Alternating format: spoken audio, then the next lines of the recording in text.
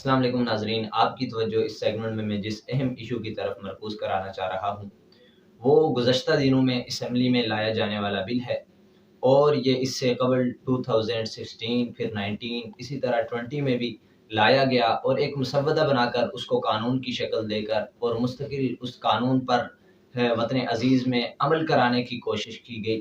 اور نام یہ دیا گیا کہ یہ اقلیتوں کے تحفظ کے لیے ہے، جسے پروویشن آف فورس کنورجنگ بل کا نام دیا گیا۔ لیکن حقیقتاً اگر دیکھا جائے تو اس میں اقلیتوں کا تحفظ نہیں، بلکہ اسلام کی راہ میں یعنی اسلام قبول کرنے کے لیے لوگوں کے لیے اور اسلام کی تشہیر کے لیے، اسلام کے پھیلنے کے لیے راستے میں روڑے اٹکائے گئے۔ اور اگر ہم دیکھیں اس بل کی جو شقیں ہیں ان میں اگر دیکھا جائے تو ان میں ہمیں واضح طور پر وہ چیز ملتی ہیں کہ جو اسلام کو روکنے کے لیے، اسلام کو پھیلنے سے بچانے کے لیے، یعنی اسلام کی تشہیر کے لیے جو ہے تو وہ ایسی چیزیں ہیں کہ جو نہایت ہی اخلاقی طور پر بھی، شرعی طور پر بھی، اور اگر ہم قانون کے لحاظ سے دیکھے جائیں تو وہ ہمارے لیے انتہائی خطرناک ہیں۔ گزشتہ دنوں میں بل کے اندر چند جو چیزیں دیکھنے میں سامنے آئیں، اس میں سب سے پہلی چیز تو یہ تھی کہ جو بھی بچہ 18 سال سے کم ہو، یعنی وہ غیر مسلم ہے اگر، تو وہ 18 سال سے کم عمر ہے اس کی، تو وہ 18 سال پورے ہونے تک کوئی بھی مذہب یعنی اسلام قبول نہیں کر سکتا، اور اگر وہ اسلام قبول کرنا چاہے لیکن وہ بھی 18 سال کے بعد کرنا چاہے تو وہ سیشن جو جج ہوگا، سیشن کورٹ میں جو جج ہے اس کو وہ اپلیکیشن لکھے گا، پھر اس کے بعد وہ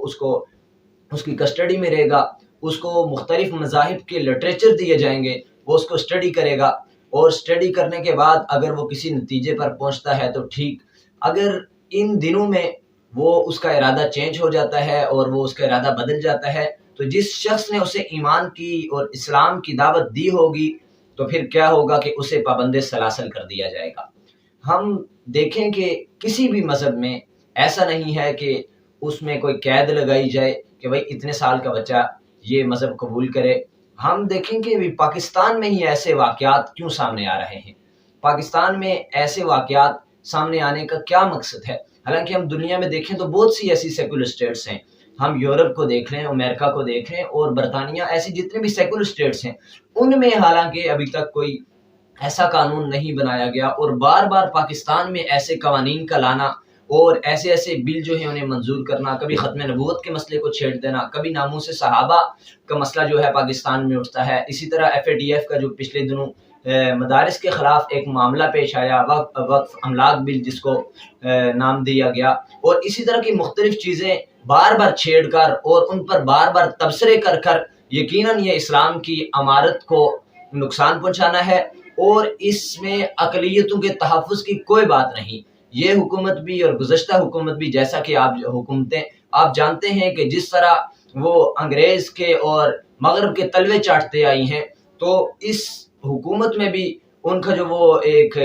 پورا ایک نظام ہے اور ان کی جو ایک سازش ہے اس کو دوبارہ پروان چڑھانے کی کوشش کی جا رہی ہے۔ تو خدا را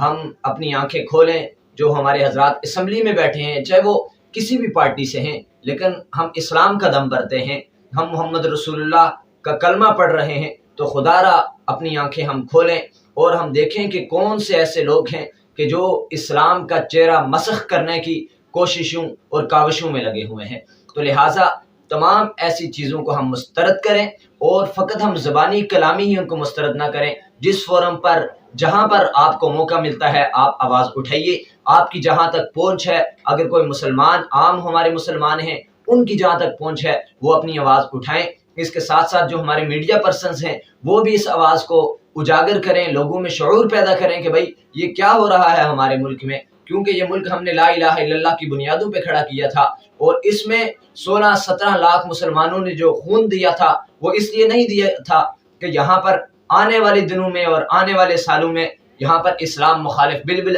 بنائے جائیں اور ان کو مستقل قانون بنا کر وہ جو ہے تو یہاں پر لاگو کر دیا جائے۔ تو خدا را اپنی آنکھیں کھولیے، کیونکہ اگر اسلام کی جو ایک